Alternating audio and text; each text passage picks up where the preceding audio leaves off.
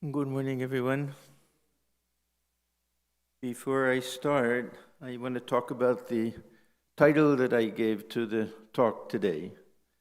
The title's The Fox and the Chicken Coop. Does it make sense to anyone? Huh? Yeah, okay. There's a little story behind this. This was a talk that I came up with when Swami Chidbrahmananda was here. And I put down for the title, I forget, something like The Mind is Our Friend and the Mind is Our Enemy, something like that. And he said, it's not catchy enough.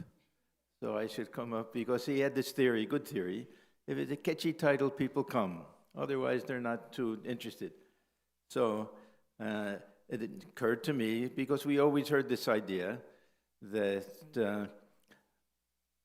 if we think in the context of the mind, that this unripe and unstable and fickle mind, using that mind to control this lower mind, is like asking the fox to come to the chicken coop to look after the chickens. We know about that. We had a dog in Trabuco when I was there, Zeke.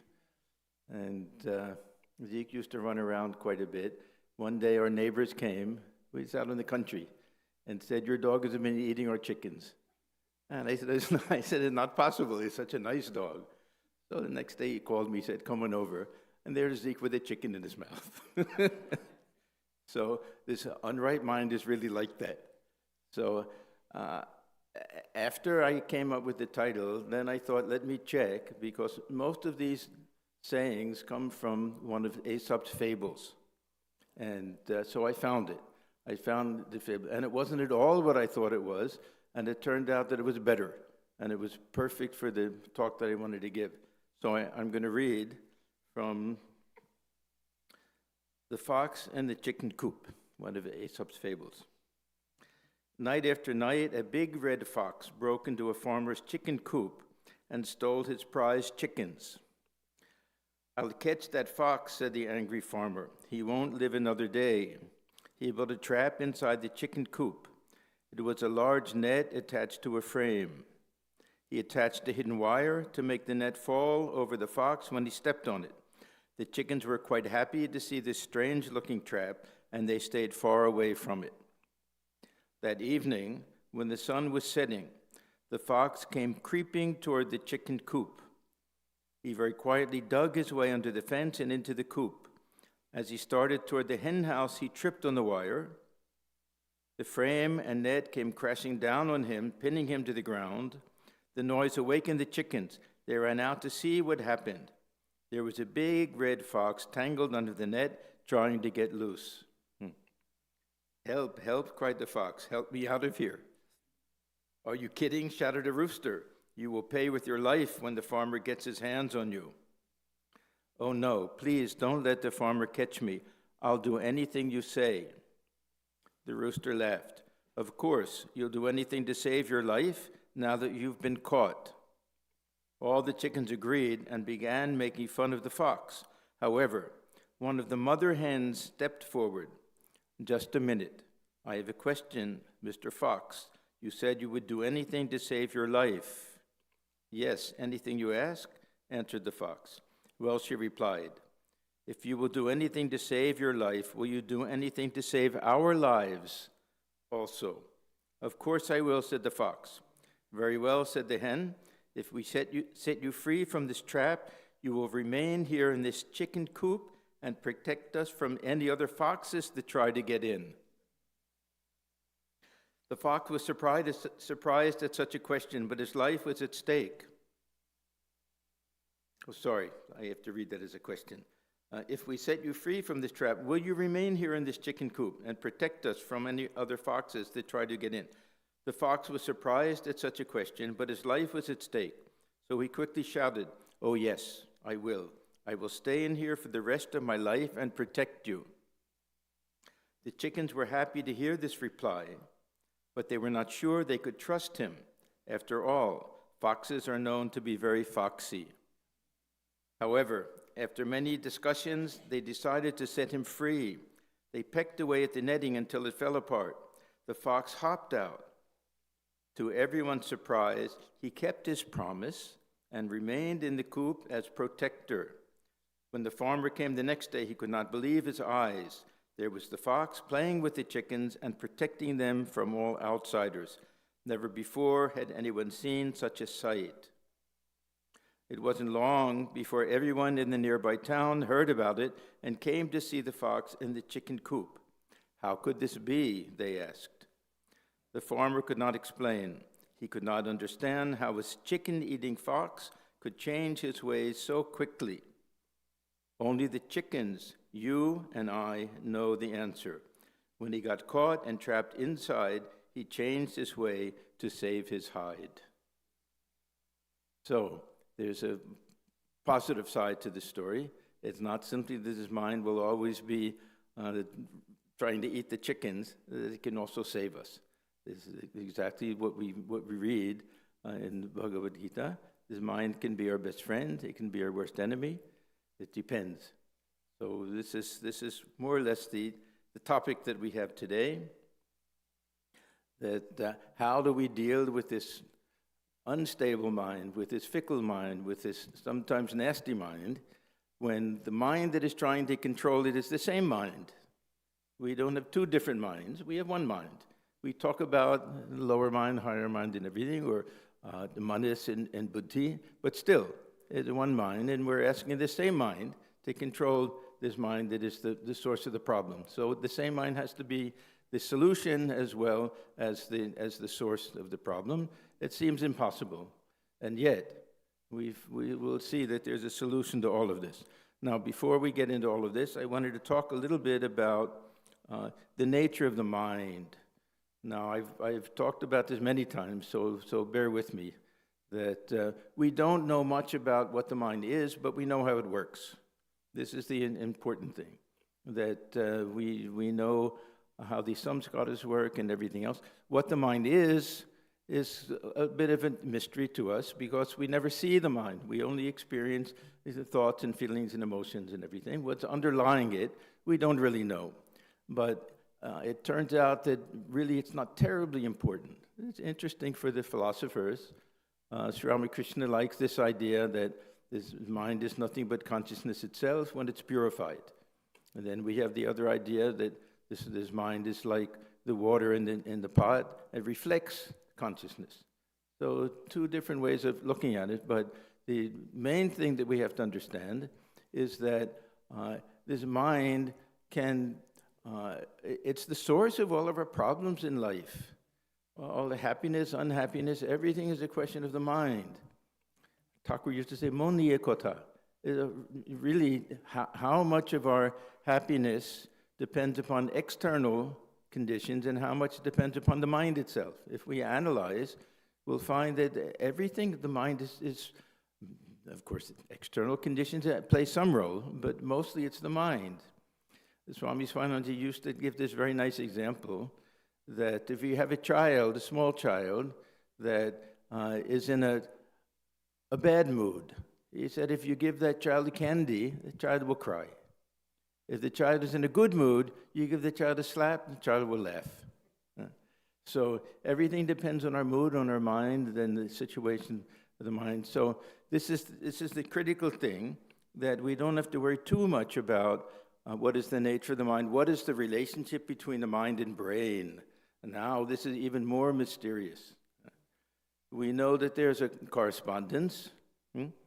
We know that certain areas of the brain are activated, certain types of experience will come, and we don't know always cause and effect. We don't know which one is the operative cause, because we have two things that go together. We have this question of correspondence and causality. That to give one example, somebody sees that every morning when the sun comes up, the rooster crows.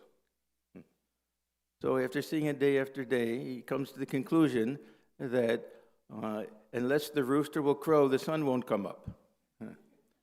So this is the way we are. The materials will say that, yeah, the condition of the brain will determine the types of thoughts that we have. And the other side, the philosophers or idealists, they'll say no, that it's the mind itself will be the causal instrument in determining how the brain works. The brain is just an instrument. So if I have a certain thought and there are certain brain waves that accompany that because I have the thought, that's how it's working. Otherwise, we're just like mechanical toys or something. Now, on the other hand, if there's some damage to the brain, then it affects the mind. So it a little bit works in both ways. In Vedanta, or at least in Sankhya, and Vedanta accepts that, of course, this idea of vrittis, waves in the mind, that this is what determines our experience of the world. That everything, whether it's a perception, whether it's an emotion, it doesn't matter, that everything will cause a vritti in the mind. And this idea of vritti and manas is very similar to the brain. And this idea that the brain will have, and samskaras, they're all very similar. That samskaras means we think along a certain line, and with the brain we have certain synapses that seem to just go in the same direction.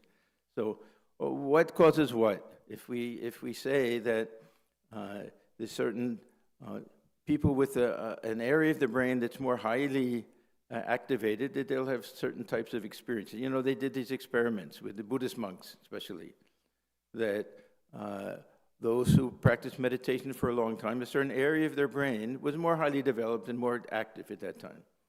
Now, is it that they're born with that type of brain that can do that allows them to become monks and meditators and everything? Or is it they've been doing it so long that developed? Like an athlete who's lifting weights, because the body will get strong. So we have different theories with all of these things.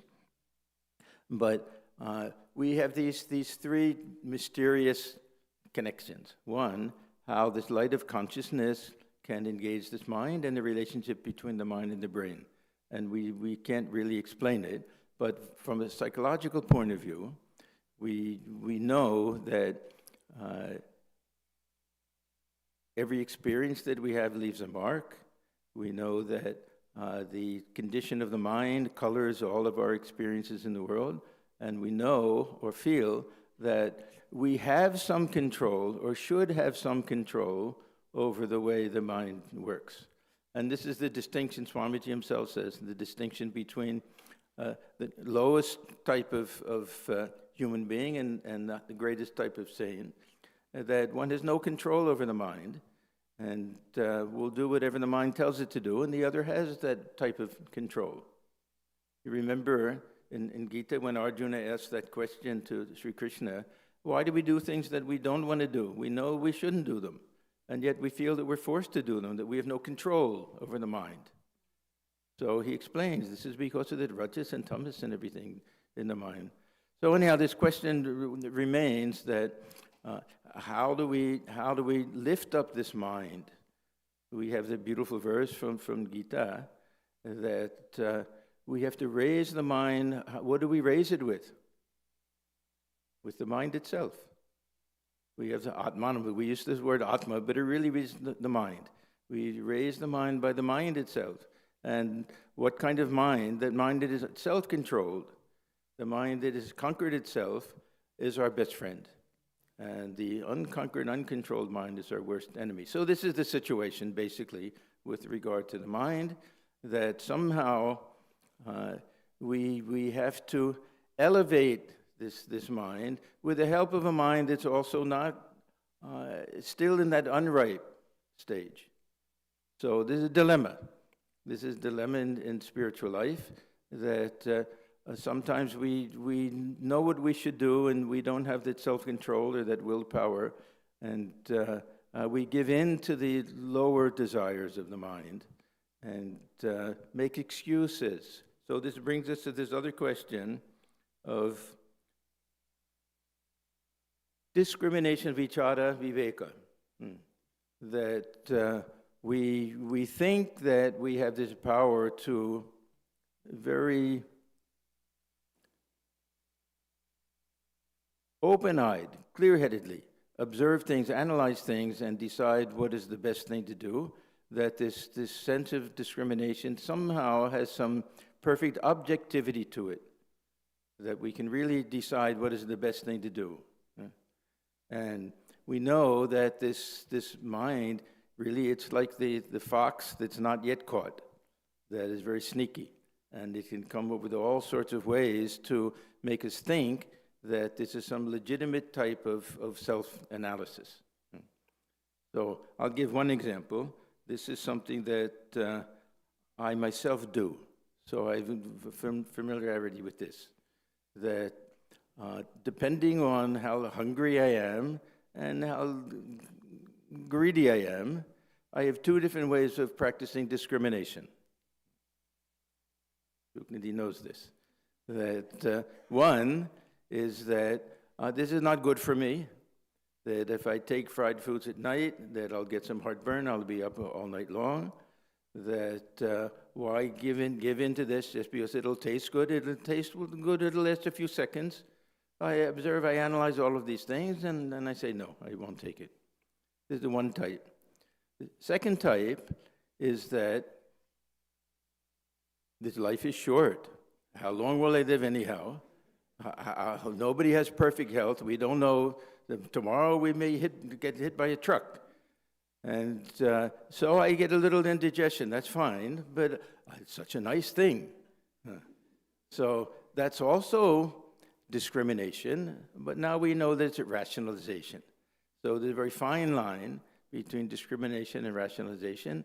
And how do we know? Most of the time, deep down we know. But the question is, do we care? And see, now this is another question that Thakur says with the camel. The camel is very fond of a type of bush that has thorns in it. The leaves are very, very tasty. But every time it chews on the leaves, the thorn, it makes its mouth bleed. But it keeps going back because it's making a decision. It's making a decision that I'm willing to pay the price. Willing to pay the price for the gums to bleed because it tastes so good. Or he says the hog plum. This hog plum, it's mostly big pit and skin, very little of the flesh. And he says if you eat it, it gives colic. But it tastes good.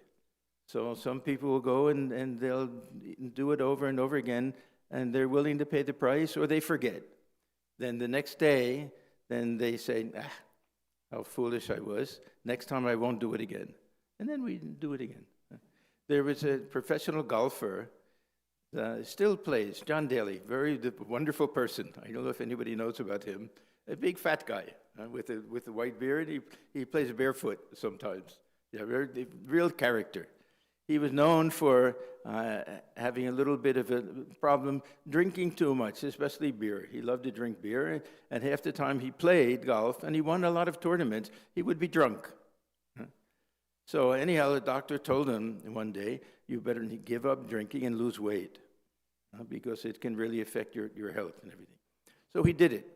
He gave up drinking, he lost weight, and was playing good and winning and everything, and then later started drinking again, and they asked him, why did you start again after all of that?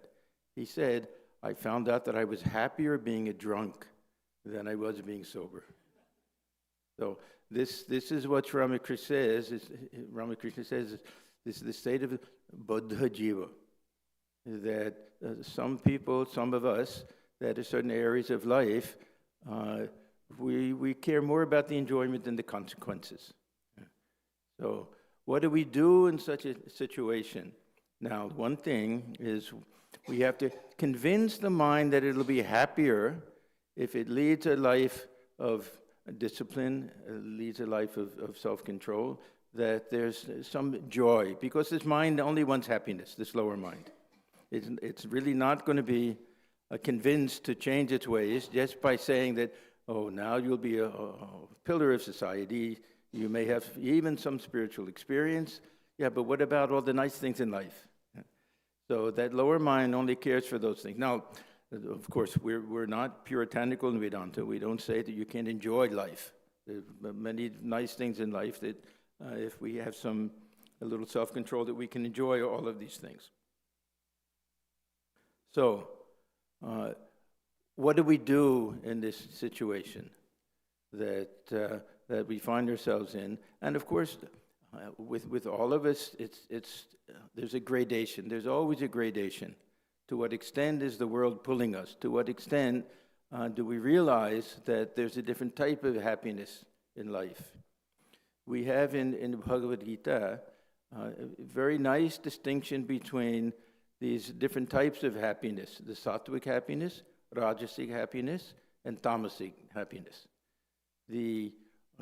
Sri Krishna, he's very clear that this happiness, real happiness that we're talking about, may not taste good in the beginning. That it may be something that takes a long time to develop a taste for. He says, Vishamiva, that it may taste like poison in the beginning, but don't give it up.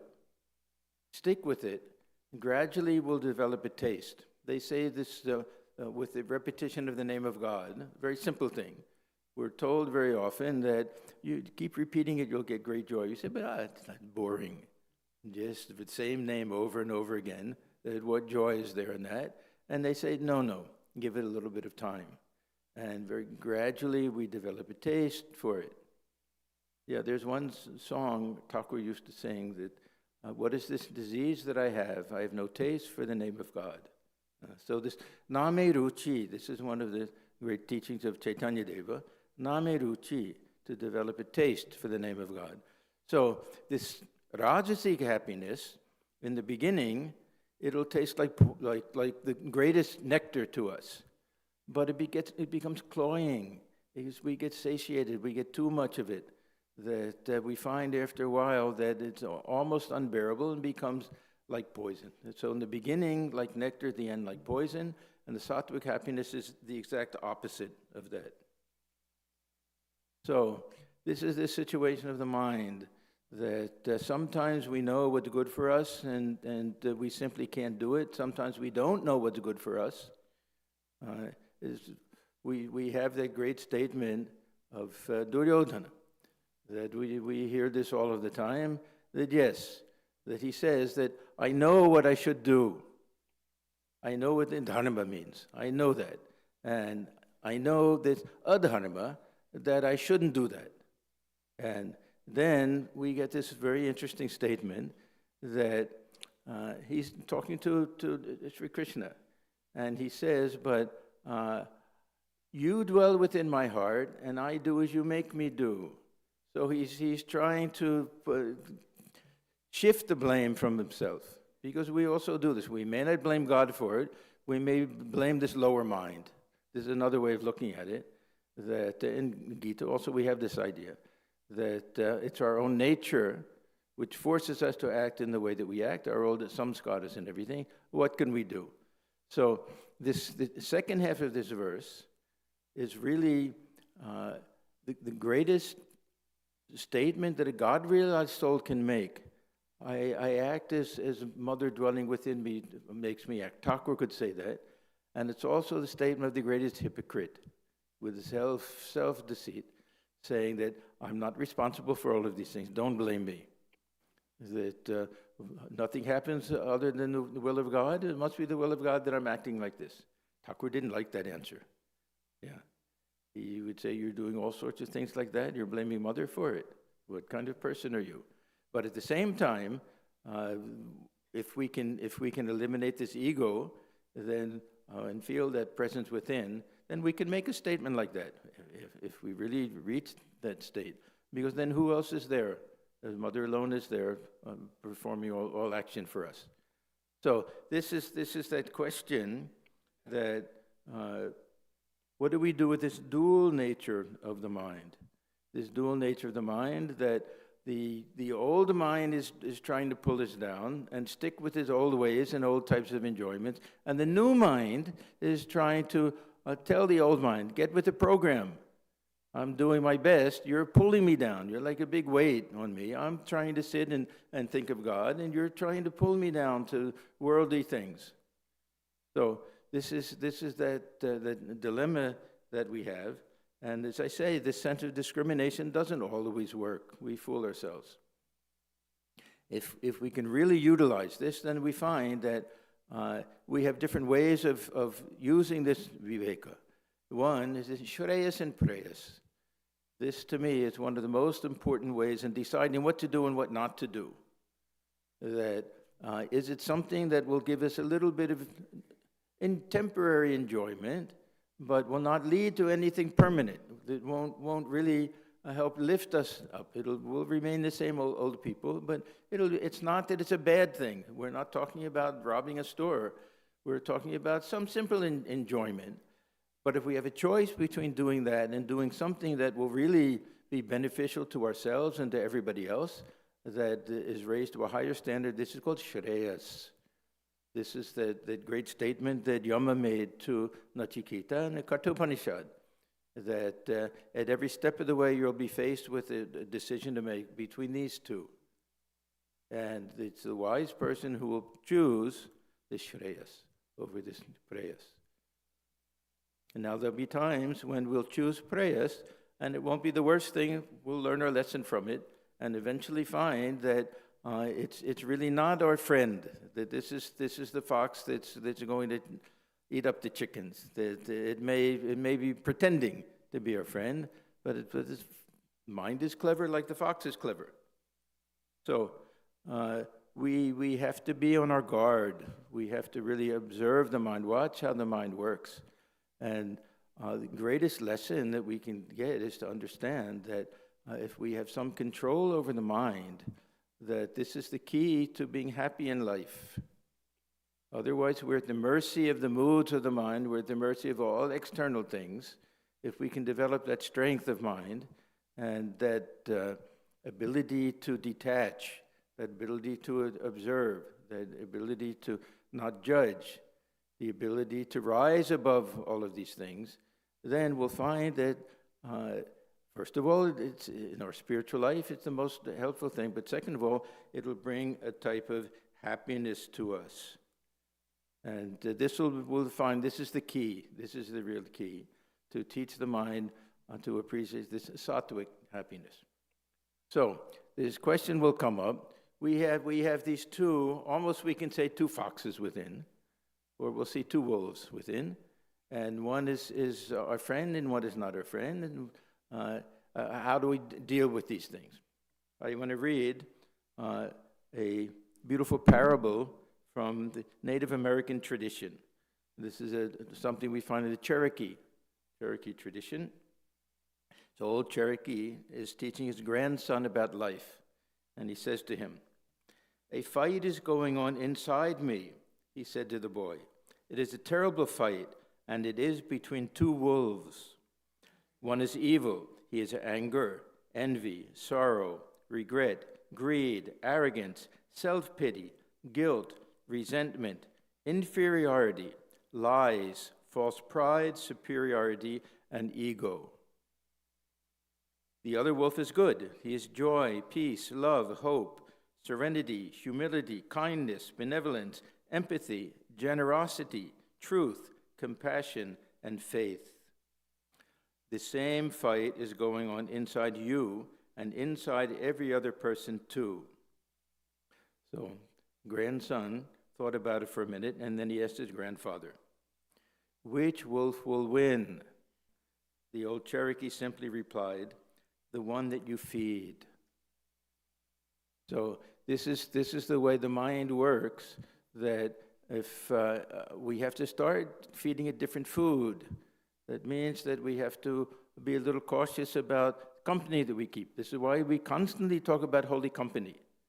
This is feeding the mind good things.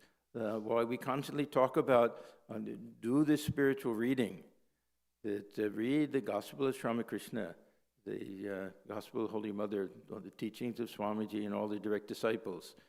Fill the mind with positive things. And the evil fox, these are the old samskaras that instead of fighting against them so much, just stop feeding them. It's like the weeds, that stop watering them. They'll just keep growing and growing and growing. If we stop watering them, then eventually they'll dry out. We hope. Of course, it doesn't work with weeds much, but anyway, we hope that this is what will happen. So this is a very important point, that feed. We have to feed this a good one. There's a good fox or the good wolf that's there. So we have a few questions. We have to ask ourselves that what category do we fall into?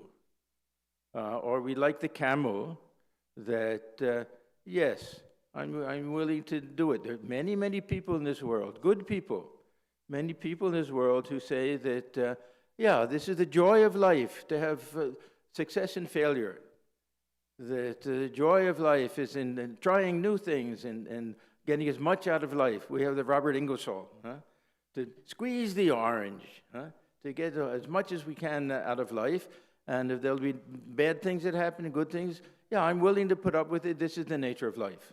So these are not necessarily evil people or anything like that. They're one class of individuals. The other type will say that I've tried that. And I found that it just doesn't satisfy what I'm really looking for. And then Swamiji comes along and he says, I know a better way of squeezing the orange. And you squeeze the orange my way, then he says you'll get every drop of juice out of the orange. You have your few little people that you love. I love everybody. You have your little selfish circle and everything. To me, the whole world is my own. So he presents a way of saying, yes, I also want to teach people how to be happy, but this is a different type of happiness. This is a richer way of living in this world and more fulfilling way of living in this world. We have to convince the mind of that. A little bit of the spiritual practice and this holy company. I always think this holy company is the best. That if we see people who live that type of life and the joy that they have, then this helps to convince the mind. But we have to be ready. We have to be convinced that spiritual life is the best possible life to live. And now this is called preaching to the choir. You're all here because you've reached that point.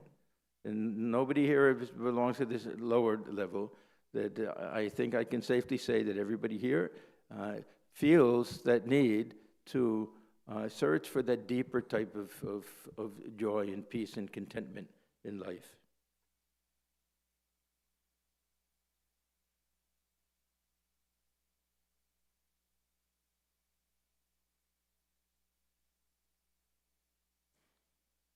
So this is the first point, that knowledge is power. We have to have this understanding. This is the basic thing. We have to really be convinced that there's a different type of life that will bring us to a higher level, that there's some reality to this strange phenomenon we call Maya, that this Maya is this dream of life that we have, that everything will be sweet and perfect, and that we will get through scot-free. We won't have to worry about anything. That all the type of enjoyment that we want, that we can get. That this is the real nature of life. This is Maya. This is that deceptive nature of the mind, telling us that why bother about these things? Do you really know what will happen after this lifetime? Do you have to worry about those things? Enjoy this type of life. So the first thing is that we have to understand the nature of Maya, the nature of the mind to deceive us. Thakur talked in another beautiful song about, let there be no theft in the chamber of the heart. Let us not deceive ourselves. Let us realize that what we suspect is true, that it really is true. That there's a higher, better way to lead this type of life. So, we have to tell the mind, get with the program. You know what you have to do. It's going to take a little time, a little effort. It may feel like chewing stones at the beginning, but there'll be joy at the end. So this is the first thing. Second thing is we have to be strong. This idea of strength, that sometimes it is a question of willpower, of really just through determination, telling ourselves that we're not going to give up. That when this lower mind tries to convince us of things, we just say, no, I've listened to you long enough, I'm not going to do it anymore. So Swamiji was a great prophet of strength.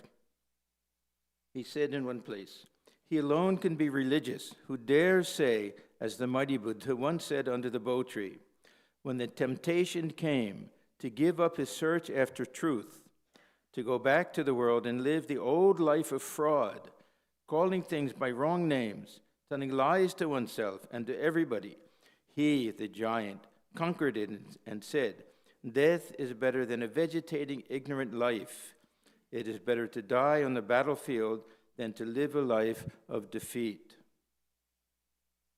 So this is that idea of strength.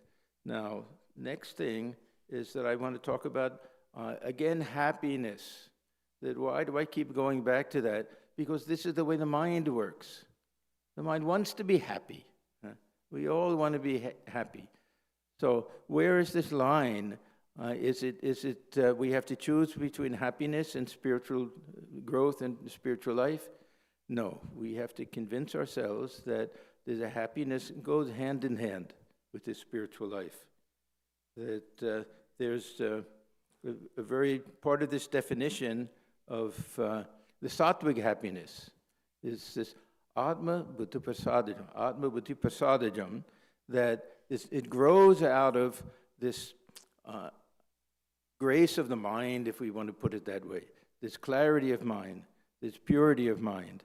When the mind reaches that state where it's crystal clear, where it's not throwing debris in front of us and not clouding our vision of everything, that this is the highest type of happiness.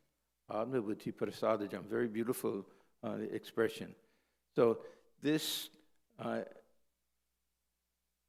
is the critical thing for me, that a stage will come where things will switch on us.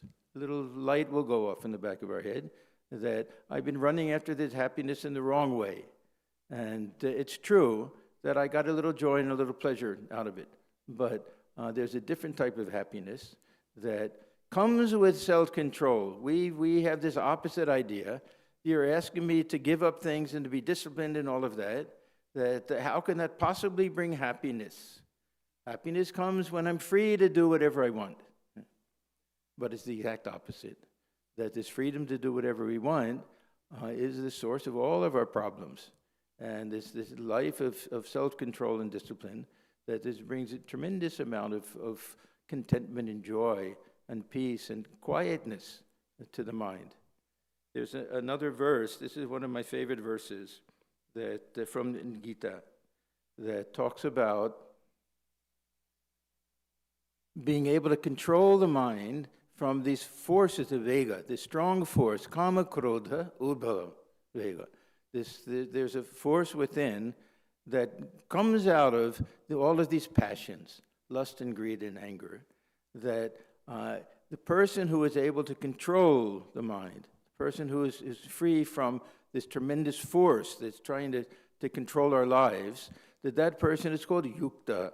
That person is a yogi. That is the definition almost of someone who is yukta. It means a person of self-control. But then it says sukhi naraha. That is the happy person.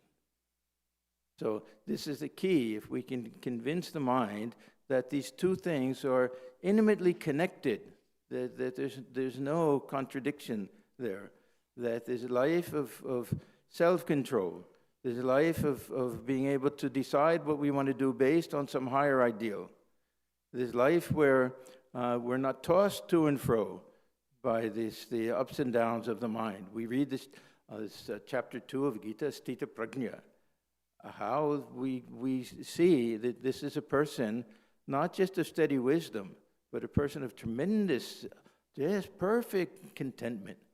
Santosha, you know the Holy Mother's great statement. Greatest wealth in life is this type of contentment. And no ups and downs, just smooth and regular, and that type of self-control. We get this image that we're like the boat where the rudder hasn't been put down. When the wind comes, it'll just go back and forth and back and forth. When the rudder is down, it can go straight ahead. It'll be free from no matter how much wind is there. Now the wind, it'll buffet us back and forth, back and forth. But this is that rudder that we have. So we see that this brings this highest type of happiness that we have. So, again, the question comes up, then how do we know what to do exactly? How do we solve this dilemma that this old mind has its own way of doing things, and we want to convince it to do it in a different way? We want to be the good fox that's really looking after the mind and everything. So I think the two important ideas. One is this idea that what we need to do in life, that we have these things all laid out for us. There's a very nice line from the Gita, Tasmat Shastram Pramanam te Karya Karyavayastitau. Let the teachings of the scriptures, let that determine and teach it, because it's laid out there. Vyastitau is all there, it's laid out there, what we should do and what we shouldn't do. So, to me, one of the greatest scriptures that we have is the Bhagavad Gita. And if we go through this Gita, especially I would say the end of chapter 12, everything is laid out there. All of the qualities of not just God-realized soul, but really the ideal bhakta, the ideal devotee is there. Just this idea, be friendly and loving towards all people, be a person of self-control, be the same in pleasure and pain. All of these things are there, very clearly written, and this is something very authoritative and something that we can put into practice in life.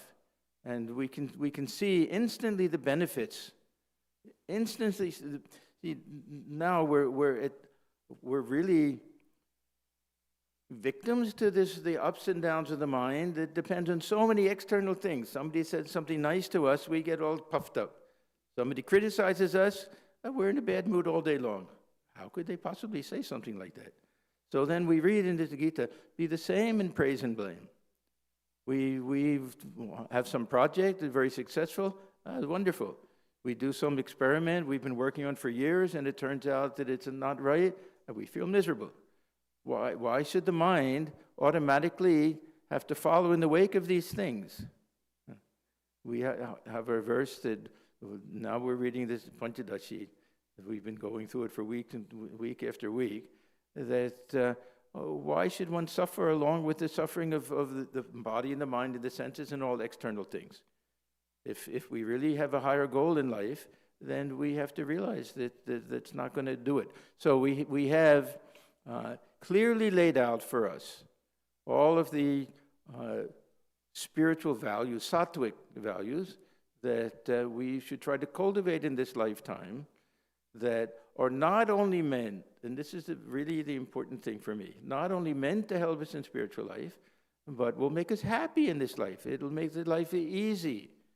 It'll make it something joyful, instead of always struggling with everything. The mind is the cause of all the struggle that we have.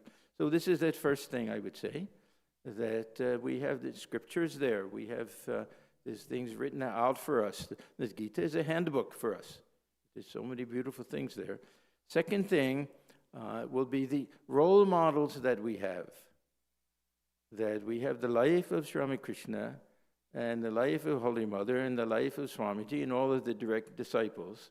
So what do we learn? What do we learn from their lives? What will we say will be essential teaching of Sri Ramakrishna? Of course, we can all have different ideas, but one thing I would say is hold on to truth.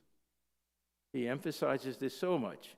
If we hold on to truth, truthfulness above everything else, we hold on to truth, that alone can lead to God realization, and eliminate so much of falseness in our lives. Truth doesn't simply mean that we say what happened. It means that we're true to ourselves. It means that we don't put up a false front. It means that we don't worry what people think about us all of the time. I am what I am, that's all. Yeah, I'm not going to deviate from that for anything. So the truthfulness. And then, Holy Mother, if we can learn to love everyone, and no one's a stranger, to feel that everyone is our own. If we can live in the world like that, again, these all go back to this individual ego problem, that if we can feel that, then we won't have any conflict with other people. We won't feel anyone is our enemy or a stranger to us. So for Sri Ramakrishna, holding on to truth, for Holy Mother, this universal love of all beings, and for Swamiji, I would say selflessness. And again, all going back to this ego. If we can learn to live in this world in such a way that we care more about the well-being of other people, and we have a greater desire to sacrifice ourselves for others than to enjoy for ourselves, that we'll find automatically that there's a higher mind is taking over from this lower mind, and we'll find that life becomes a very joyful kind of thing, and ultimately this will lead to the highest type of realization. So this is one way of looking at this struggle that we have in spiritual life, that we want this mind to be like the good fox. We want it, and who knows better how to protect chickens from other foxes than a fox? Our mind knows all of the tricks that the mind can play. That's why this mind can really be the greatest aid in spiritual life.